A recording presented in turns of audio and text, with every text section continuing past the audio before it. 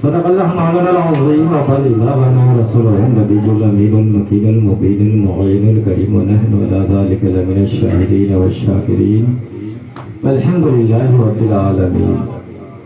قد جاءكم من الله نور وكتاب مبين. صدق الله مولانا العظيم وبلغنا رسوله النبي الأمين المكين المبين المعين الكريم. أما بعد، آئیے ایک مرتبہ درود شریف پڑھیے. اللہم صلی علی سیدنا و مولانا محمد معظم الجود والکرم منبع العلم والحلم والحکم بارک وسلم صلاۃ و سلام علیہ رسول اللہ صلی اللہ تعالی علیہ وآلہ وسلم. بڑی خوشی کی بات ہے کہ آپ لوگوں نے 30-35 ہزار خرچہ کر کے نبی کی محبت میں ایک بیل ذبح کر کے چھوٹا موٹا صحیح میلاد کا اہتمام کیے ہیں.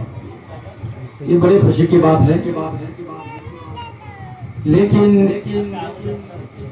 ابھی حضرت کیا ہی بہترین آواز سے نعت منقطع سنا رہے تھے اور ہمارے حافظ جی کیا ہی بہترین واقعہ بیان کیے، مگر افسوس ایسا لگتا ہے کہ شاید یہاں کے لوگوں کے اندر جنون جذبہ نہیں ہے. سبحان اللہ. میں کہہ رہا ہوں کہ ایسا نہیں لگتا ہے.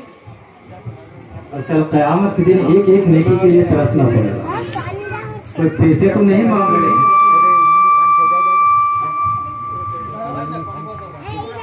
کوئی پیسے تو نہیں مانگ رہے تھے نا بھائی. سبحان اللہ کہیے، نیکی جمع کیجیے، الحمدللہ کہیے، نیکی جمع کیجیے. لیکن ایسا لگتا ہے کہ ہم دیوبندیوں کی محفل میں بیٹھے ہوئے.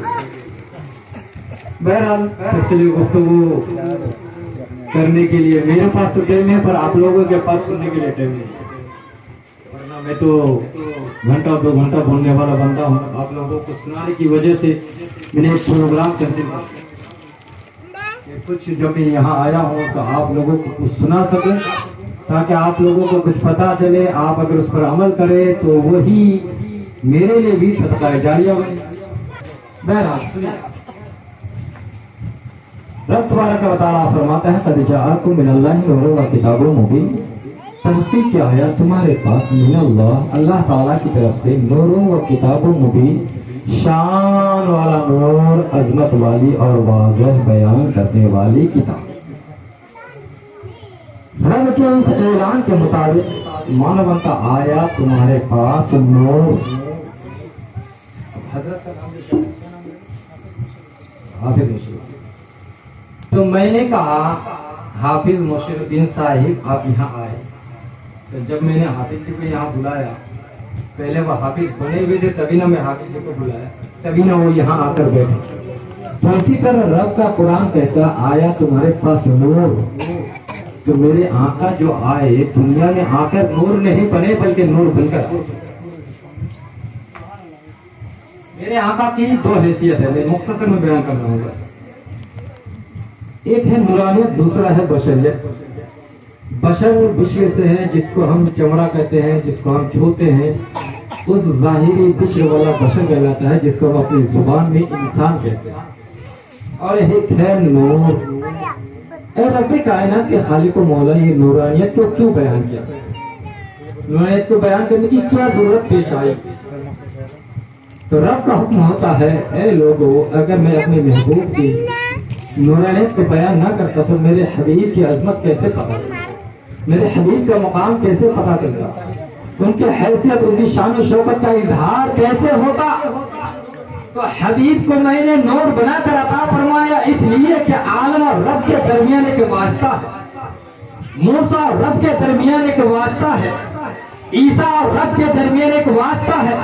جب خالق اور پیغمبر کے درمیان ایک واسطہ ہے تو وہ کون سی ذات ہے جو اس واسطے کی بنائے؟ قد جاءکم من اللہ نور و کتاب مبین. تحقیق آیا تمہارے پاس نور. اللہ تبارک و تعالیٰ نے سب سے پہلے کس چیز کی تخلیق کی؟ آیت سے واضح ہوتا ہے کہ نور. تو آؤ پوچھتے ہیں سرکار دو عالم صلی اللہ تعالیٰ علیہ وآلہ وسلم نے حضرت جبریل امین سے فرمایا کہ اے جبریل ذرا یہ تو بتا دے کہ تمہاری عمر کتنی ہے، تمہاری عمر کتنی ہے؟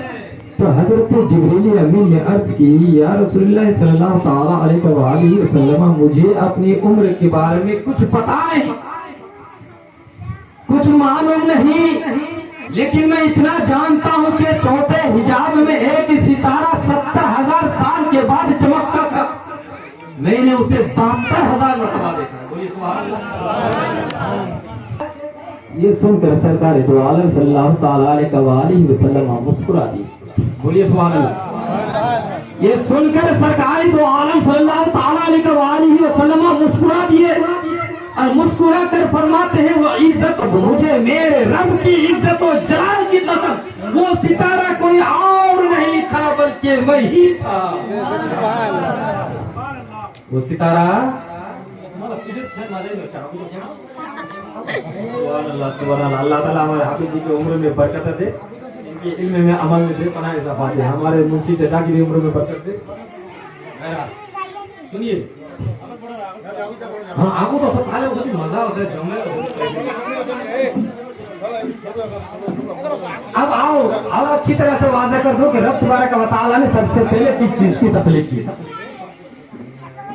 یہ آسمان, یہ زمین, یہ شجر حجر, جب تک کوئی دنیا میں کسی چیز کی مارز وجود نہ ہوئی, رب تبارک و تعالیٰ نے سب سے پہلے کی چیز کو پیدا, سب سے پہلے کی چیز کی تخلیق کی.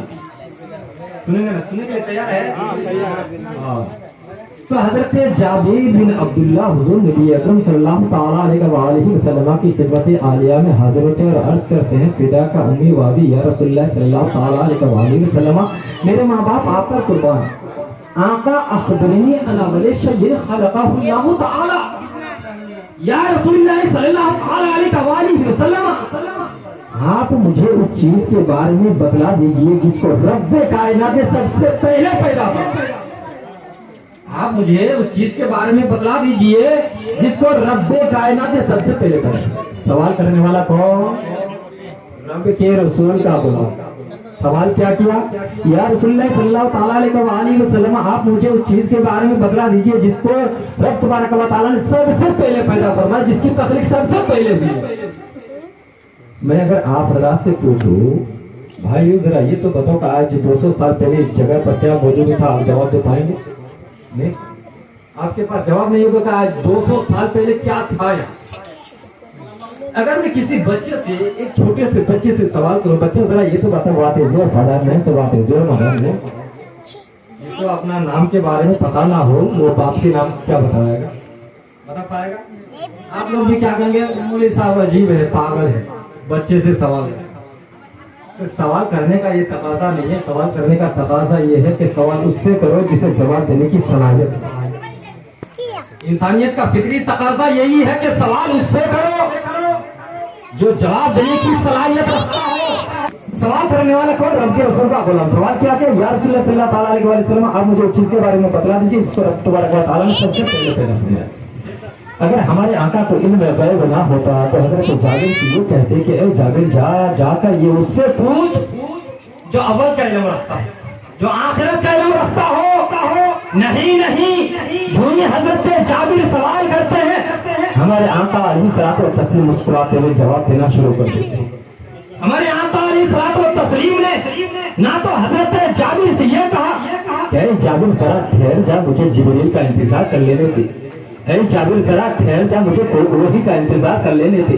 اے جابر ذرا ٹھہر جا, مجھے قرآن کا انتظار کر لینے دے. نہیں, جو ہی حضرت جابر سوال کرتے ہیں ہمارے آقا علیہ الصلوۃ والتسلیم مسکراتے ہوئے جواب دینا شروع کر دیتے ہیں. کیوں کہ سوال کرنے والے کا بھی یہ عقیدہ ہے والاول والآخر والظاہر والباطن وہو بکل شیء علیم. وہی اول, وہی آخر, وہی ظاہر, وہی باطن, وہی ہر چیز کو جاننے والے,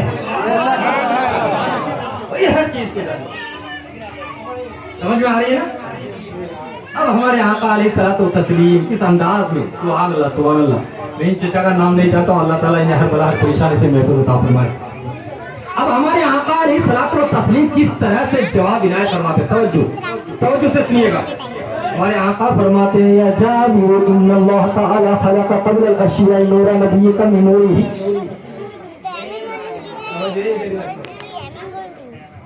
یا جابر ان اللہ تعالی خلق قبل الاشیاء نور نبیک من نورہ. اے جابر تو سننا چاہتا ہے رب تبارک و تعالی نے سب سے پہلے تیرے حبیب کے نور کو اپنے نور کے فیضان سے پیدا کیا. یہ سبحان اللہ جھوم کے بولے نا ولم يكن في ذلك الوقت لوح ولا قلم ولا جنة ولا نار ولا ملك ولا سماء ولا أرض ولا شمس ولا قمر ولا جن ولا إنس. اے جابر سن لے اس وقت نہ لوح تھی نہ قلم نہ جنت نہ دوزخ نہ آسمان نہ زمین نہ چاند نہ سورج نہ انسان نہ جن غرض کے کائنات کے اندر کوئی معارض وجود میں نہ آئی تھی. اس وقت رب تبارک و تعالیٰ نے سب سے پہلے تیرے حبیب کے نور کو اپنے نور کے فیضان سے پیدا سمجھ میں آ رہی ہے. اب آؤ میرے دوستو بزرگوں اگر تفصیلی گفتگو کرو تو اسی نور پر 1 گھنٹہ لگے گا. اسی نور پر صرف 1 گھنٹہ لگے گا. تفصیلی گفتگو نہیں کرنا چاہتا ہوں. رب تبارک و تعالیٰ یہ تو پتہ چل گیا نا کہ رب تبارک و تعالیٰ نے سب سے پہلے حضور کے نور کو پیدا فرمایا. پھر وہ نور کتنی عرصے رب کی قربت میں رہ کر کیا کرتا رہا بہت ٹائم لگے گا. مختصر میں سماعت فرمائیے. فلما أراد الله تعالی ان يخلق خلق. جب اللہ تبارک و تعالیٰ کی مرضی آئی اللہ تبارک و تعالیٰ کی فلما أراد الله تعالی يخلق خلق. پس جب اللہ تبارک و تعالیٰ کی مرضی آئی کہ خلیفۃ اللہ فی الارض کی پیدائش ہو انسان کی پیداوار ہو. سمجھ رہے نا سمجھ میں آ رہی نا.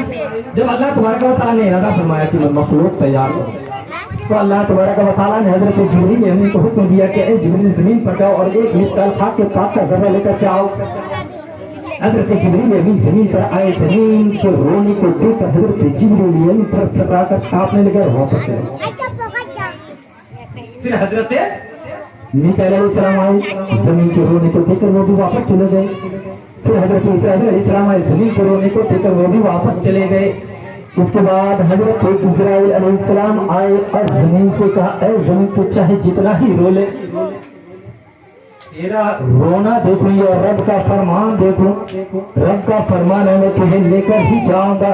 حضرت اسرائیل علیہ السلام نے ایک مثقال زمین پاک اٹھائی اور اوپر لے کر گئے آسمان پر لے کر کے گئے. رب تبارک و تعالیٰ کا حکم ہوا اس کو مائع معین کوثر و تسلیم سے ملائی جائے. جیسے ہم آٹے گھومتے ہیں اس کو مائع معین کوثر و تسلیم سے ملائی جائے. ملا کر نور کے کان کے پاس لے جا کر رکھ دیا جائے. کہاں؟ نور کے